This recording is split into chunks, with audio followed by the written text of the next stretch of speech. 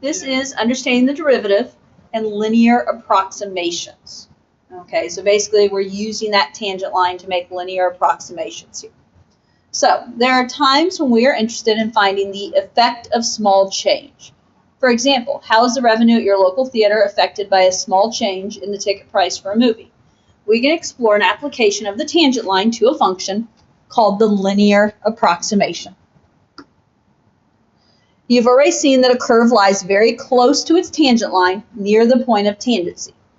If you zoom in repeatedly on the graph of f at that point of tangency, the function will appear to be linear. In other words, you zoom in far enough on your calculator, any curve turns into a straight line if you are zoomed in close enough, is what they're saying here.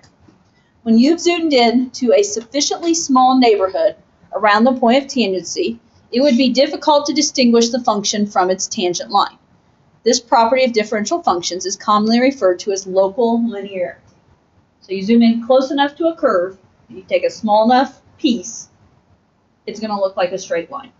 And thus, that's where the function and the tangent line overlap, that very brief moment. Now, officially here, I forget we actually get to use the graphing calculators. They ask us to use a graphing utility to graph y equals sine of x. Well, we've got one over here. How often do we use calculators? Well, not a whole lot, honestly. I've been bad this year about just bringing a calculator class in general because I don't use calculators anywhere right now. Oh, okay. Chem, it's Lewis structures of atoms, apes, you don't need it. I've used my calculator more for math than this year so far. Okay, graph sine.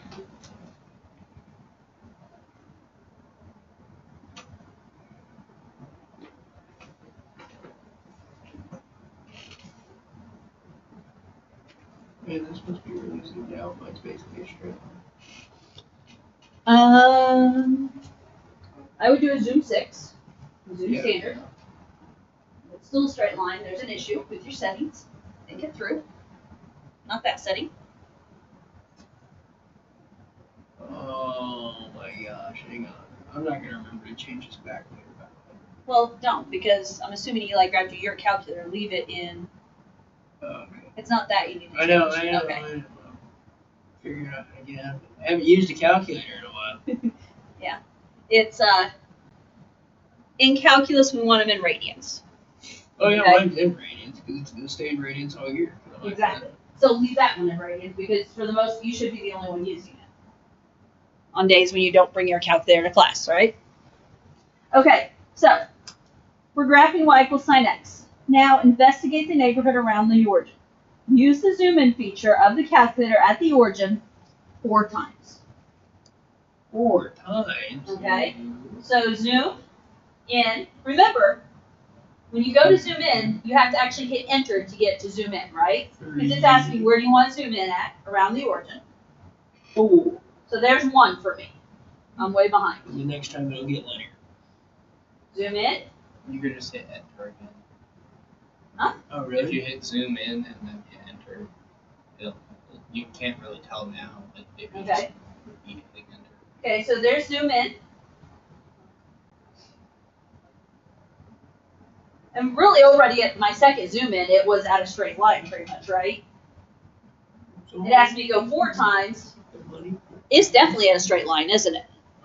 So that's the whole idea of local linearity, that you zoom in close enough, it's going to look like a straight line.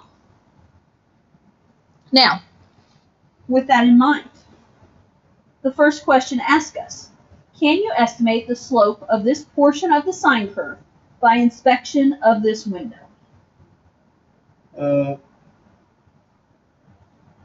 Of the whole curve, no. Maybe at a certain point. Well, so as in at 0, 0. What do you think the slope is at 0, 0? Right now, it's just looking like 1. 0.00, yeah. That's just 1. Okay, it looks to be about 1, right? Like And linear line.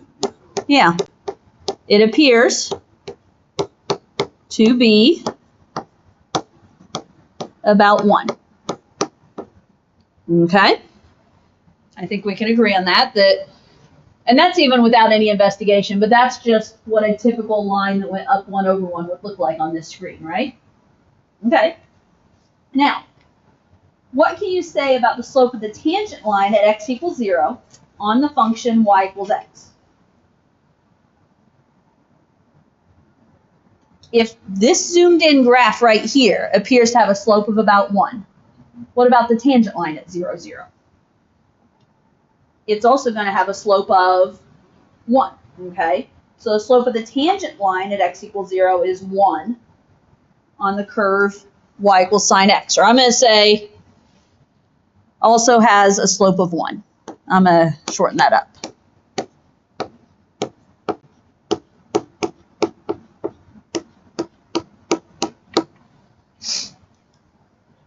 With that in mind, what do you think would be the equation of the tangent line y equals sine x at x equals 0? It would just be y equals x. Right, because it would have a slope of 1, and it would go through the point 0, 0. So it is indeed y equals x. Okay, now, you don't have to do this, but I'm going to make my graph 2 y equals x. Notice, it just traced itself, didn't it? Even though that first graph is y equals sine x, I'm so zoomed in, it just traced itself. And there's kind of our proof, okay? So, as I said, this said exploration, right? If I go back to my zoom 6, notice there's my sine curve, there's my tangent line at 0, 0. Are we seeing the connection? Yes. Okay, that's what I'm trying to get you guys to see. Okay. Next page. Sketching tangent lines.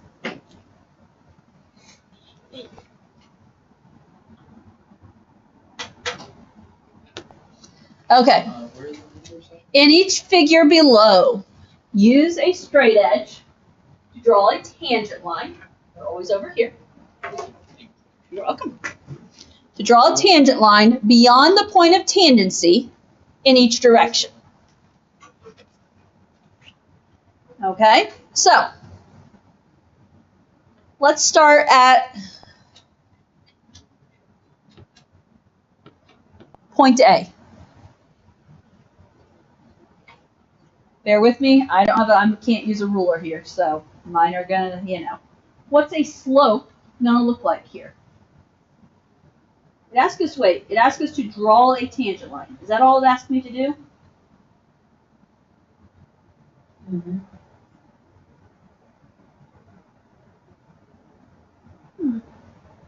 Because I have slopes on mine. Okay. We'll talk about the slopes just because it'll be good too, but. Okay. Are you drawing a tangent line through A?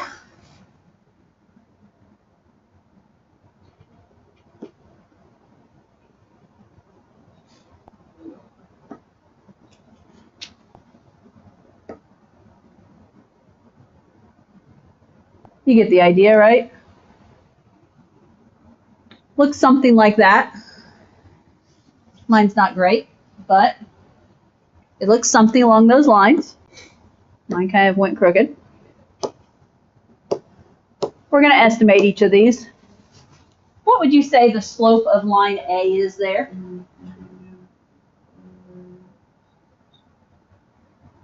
I have around 7.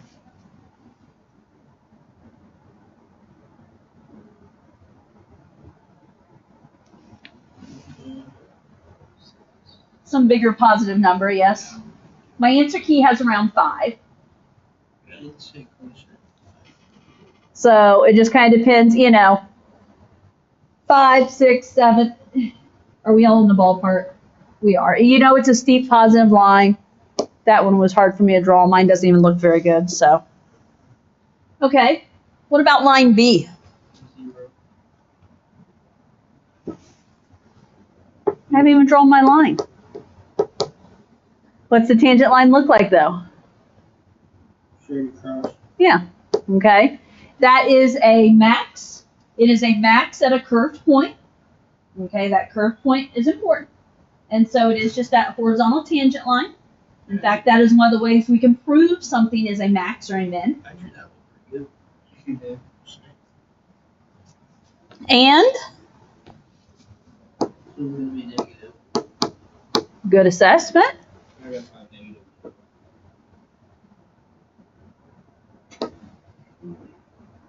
I could agree with that without looking at my answer key. My answer key says -2 as well.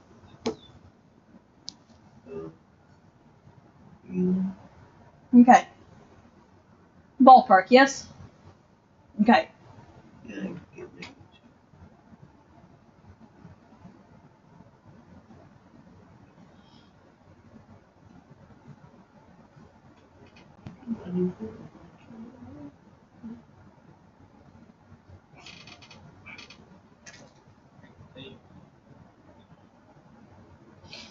Okay. B. Bet you $100 A and C are gonna go more. What about A? I'm not taking that bet, I'll lose that bet. What's the tangent line at point A look like? It's like basically the same as the line. Just the line. When you're doing a tangent line to an already straight line, it is that same line. So your tangent line at point A Negative. goes through point A. I guess they would be equivalent then. And what'd you say, -2? Just be- should be- it's negative. Let's do C next. Yeah. C is going to just be the straight line that's already there, yes? So +2.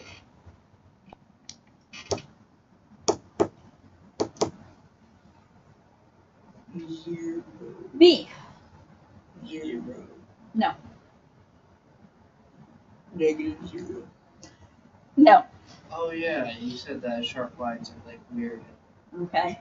So this is an important calc thing to note.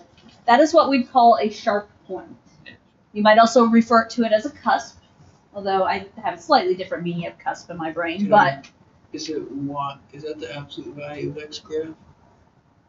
What graph it is? I mean, yeah, it's a V, so you could talk absolute value. Okay. The slope at B does not exist because it's a sharp point. Okay. So What was I doing? This is where we find it is what we would call, it's not going to be differentiable if it's a sharp point. Okay. The idea here on A, it was a curve. Mhm. So that horizontal tangent line kind of had something to rest on, so to speak. Here, I think of it as that line, if we tried to draw a horizontal tangent line, it would be more teetering. Okay. And it doesn't have anything to rest on or hold it in place. It doesn't work at 0.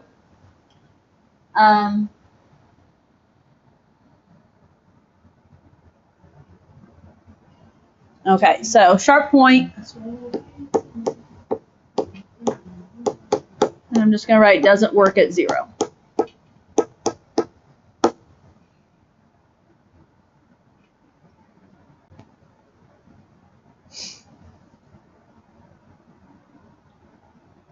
Okay, are we good there? C.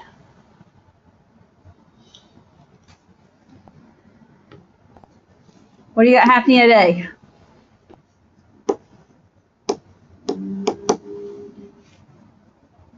This is the one where like it's gonna intersect points.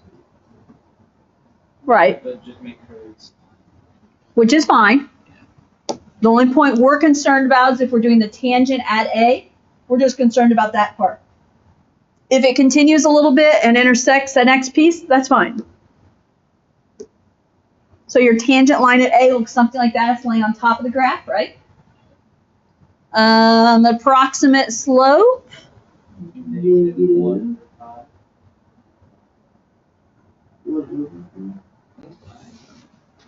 1/5. Yeah. You went up or down 1 and count over 5? It's in Yeah, first of all, do know it's not at 3. it's at like It's like at 2.75 or something as a height.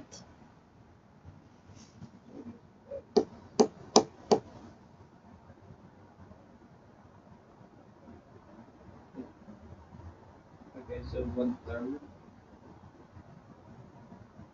Well, so if you go from the middle point, it'd be like -2.75 over 4, which is like maybe a half, -1/2. It's approximate -1/2. I can kind of see, so interesting enough on mine, when I go to the right, I see it as -1/2.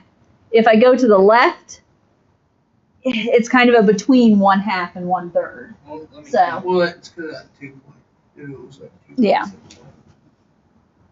Because that's literally right in between 1/2. Mm-hmm. It'd be. Okay. What about B?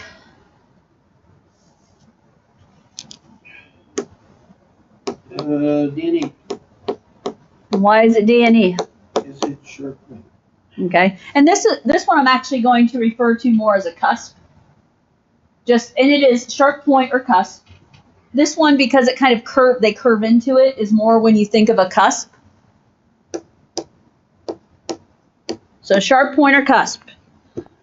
There is no tangent line, derivative does not exist. And what about the slope of C?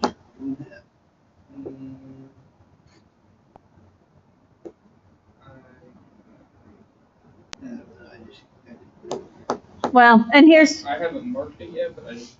oh, interesting. In my notes, I do have it listed as 1/2, and the first part of me wanted to say, well, if the other one's -1/2, this one's +1/2. But what's the difference? It's on a different pot. A and C are not at the same equivalent x value, are they? So, I don't know why I would. Well, this one would be like 2. 3/4. So it'd be like rise to over 1, 2, 2.5. So it'd be like 2 over 2.5 maybe. When you go from the middle point again. Well, So 2 over 2.5 is like, that'd be 4/5. I mean, because I got 3/4. yeah. I don't know. I would have said if you go up 2, because I can follow the up 2 business, but then it's a little bit before 3. Mine would almost be going up 2 and a little bit past 3. past 3, look. No, just the way mine is. No, you can clearly see it's on the left side of 3. Well, I'm talking about when I'm counting over 3, but. Yeah, I know. Okay, moving on. Really? That's a write-up. Yeah. Can't call your calculus teacher an old person. And this one's 0 because. No, right now. You gotta hope. Okay, so we just have slope of A to talk about here. No. How are you drawing that tangent line? I draw. Almost vertical. I drew with a slope of approximately 6. So technically, the way this is created, and I know it looks almost vertical but not, but the way this is supposed to be with that curve, it is a vertical tangent line. Bruh. Okay? And what is the slope of a vertical line? Infinite. Not infinity. Unbounded. Infinite. No. Undefined is what we would say when we first learn slope, or does not, or no slope. In this case, I'm going to say does not exist. So basically 0. Okay. With unbounded. Just the opposite of 0. Okay. So I'm going to say cannot exist when tangent is vertical.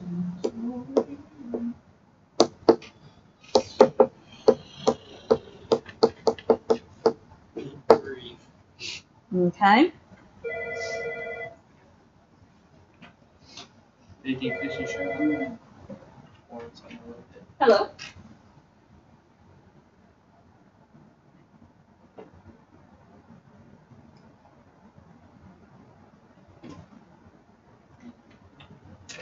I'm sure it is because that's problem 10. And if nothing else, if she's available during homework, we could always talk about during homework too. I'm trying to think what problem 10 is. Yeah, I mean, we can definitely talk about it.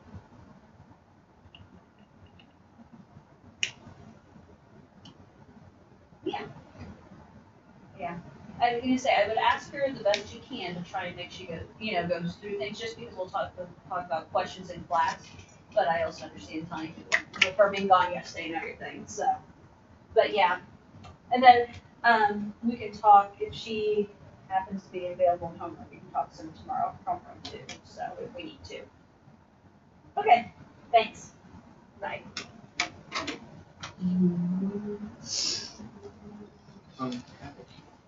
Okay. Did I get everything I need on D? We good. Okay, so question 3 is going to refer to some of the stuff we've just talked about. The position of the tangent line relative to the function it models depends on the concavity of the function at the point of the tangency. Throughout the course, you'll be required to explain, justify, and defend your knowledge using proper terminology and precision. Use the graphs from example 2 above to complete the following statements. When the curve is concave up, the tangent line lies where? So, first of all, do we know concavity? Have we talked about concavity? So like a parabola, like where it opens up from. Yeah. If something is concave up, it is curved upward. Or maybe I should say bold upwards. Yeah. Okay, that's concave up. I don't think we ever talked about it, But you guys know it, kind of. Okay. I think we did. Okay. Well, concavity is a big deal in calc. Okay? Okay, so using what we have up here, when the curve was concave up, where was the tangent line in relation to the curve? I mean, depends where you're talking about. Interesting. Okay, let's come back to that one in a moment. Because like on the concave down, there's 3 different tangent lines. Okay, so, with that in mind, let's skip to B for a moment and we'll come back to A. When the curve is concave down, what's concave down going to mean then? That's going to mean that it's a curved upside down, right? And we're not just talking parabola, but yeah. Curved down. Excellent. The tangent line lies where in relation to the curve? So if we look at A, the entire graph of A is concave down, yes? Would it be like left of the maximum would be? No. Well, where are all those tangent lines in relation to the curve? Outside it. Outside it or above is what it would fall into the category of. Okay, there. The red one here is above. The green one is above it on the right. It's outside of it, that makes it above it, the way this is. The blue one is above it. It has higher y values. When we say above, we're talking higher y values. So when your curve is concave down, the tangent line lies above the curve. Okay. Another place we can look at this example C here. So Both pieces of those curves, can we agree that both pieces of these curves on C are concave down? Where they are bold downwards? And where are the tangent lines at A and C? They are above the curve. Are we seeing what I'm saying here? yeah. Now, we're going to backtrack to A. assume it would be below the curve. When the curve is concave up, the tangent line lies below the curve. Okay? Now, an example here. Okay? If we look right here, and I know we didn't have to do this, but this one, this piece to the right is concave down. Where is my tangent line? It's above. If you look at this one to the left of A, this is concave up. Where would a tangent line be here? It would be below. Am I making my point a little bit? Okay. C. At a turning point, aka max or min, the tangent is blank or blank. 0 or does not D&E. exist. It's 0, or what kind of line is it? Undefined. No? The tangent, the number is 0, and a slope of 0 represents what type of line? What type of tangent line? Horizontal. I know, it's trying to lead you to what, you know. Okay, so when you have a max or a min, it's going to be a slope of 0, and it's going to be a horizontal tangent line. Okay, at a point of inflection, which we haven't talked about point of inflection, but point of inflection is where the concavity changes, where something changes from concave up to concave down or vice versa. The tangent is They just say reflection.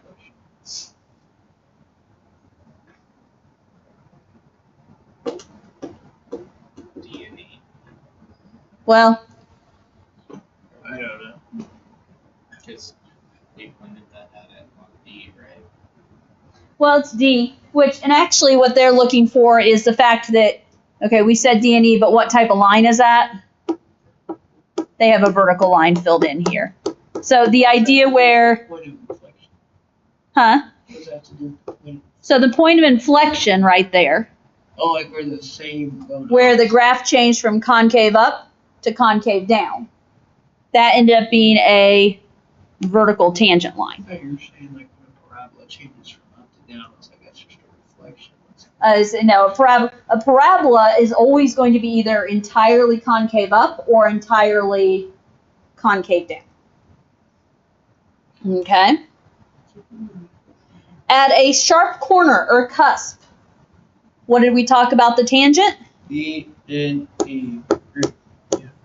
It does not exist. I agree.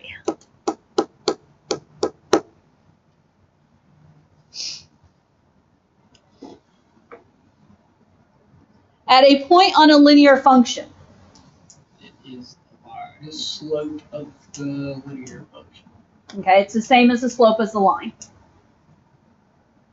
It's the same slope as the line. Yep.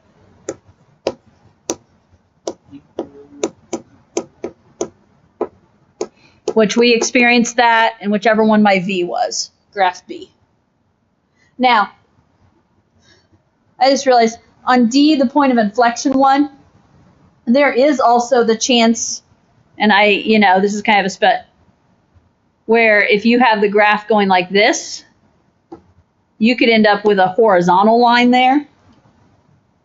Okay, so I actually, now that I look at my notes, I have that it says or 0. So point of inflections, we learn a lot about them as we go.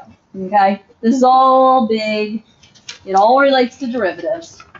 We learn a lot. Technically speaking, isn't there a way that we tilt that 45 degrees and it'd be We're gonna have a lot of work to put it tomorrow. It's Then it bad. changes the graph. Okay, It's bad. example 4. For that reason, we've got to keep moving, right? Consider the radical function y equals the square root of x. First thing they ask us to do is use the difference quotient to find the slope of the curve at x equals 9. So we talk about using the difference quotient, the limit as h approaches 0 of f of x plus h, what's that going to look like?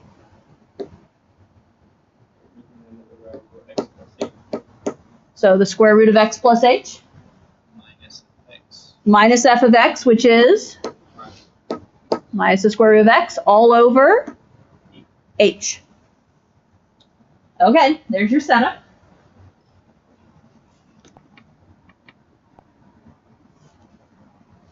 What do I have to do? Or are you guys doing this without me? Multiplying. You're multiplying by the conjugate of the top. Square root of x plus h plus square root of x.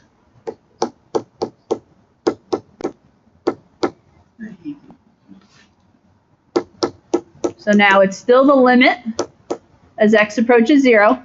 On top, you're going to FOIL.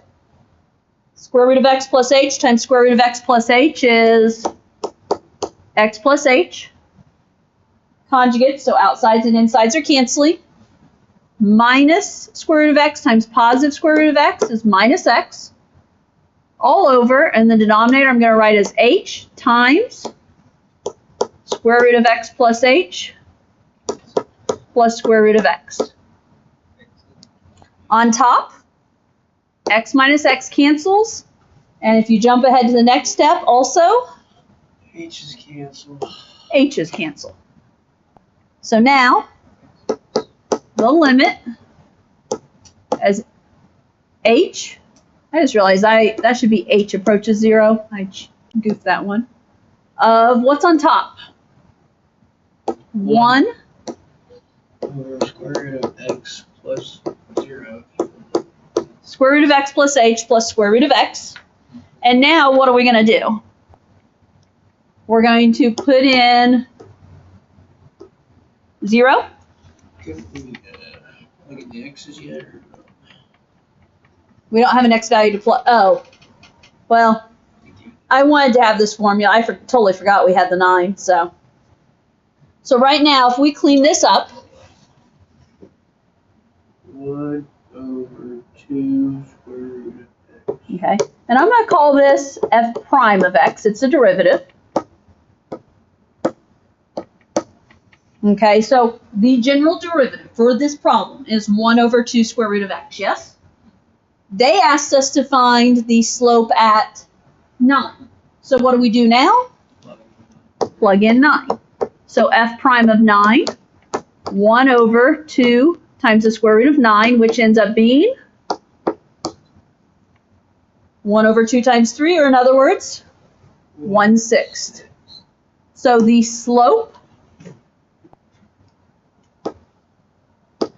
is 1/6. Okay. B. Write the equation for the linear approximation of f near x equals 9.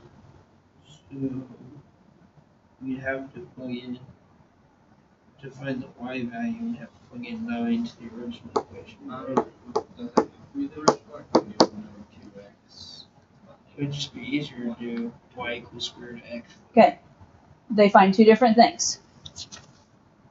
If we want to know the point, the y value of the point, we have to use the original equation. If we plug into 1 over 2 square root of x, that's finding the slope, which we already did. Gotcha. Does that make sense? So if we plug in 9, f of 9 is going to be 3. So slope is 1/6, as we found in part A. This is common calc lingo. F of 9 equals 3. What is that? That is the ordered pair, 9, 3. They won't necessarily give you an ordered pair and say the ordered pair is 9, 3. They'll give it as f of 9 equals 3. So, okay, did you write this? Now, linear approximation. What are we trying to write, basically? Y equals 1/6 x minus 9 plus 3. 1/6 x minus 9 plus 3. Bruh. Good? Bruh. Use equation B to estimate the value for 9.1. Do not use a calculator. Show your work. So y equals 169.1 minus 9. Mm-hmm. 1/6 times 9.1 minus 9 plus 3. So personally, right, I'm just going to make this 1/60th because I don't really want to get a never ending decimal. Okay. Well, 9.1 minus 9 is 1/10. So 0.1 is what your brain thinks at first, right? But then I'm with Logan that I want to think about this as 1/6 times 1/10. So you get 181 over 60. So 1/60th plus 3, which is indeed 3 and 1/60th, or 181. Actually, I didn't go the improper. 3 and 1/60th, which is 3.0166. But 3 and 1/60th would be appropriate too. Well, like if they want me to do it without a calculator, I'm going to know 1/60th. And that's fine. So then you go 3 and 1/60th or 181 over 60. Okay, and we'll pick up at D tomorrow, I guess. Okay.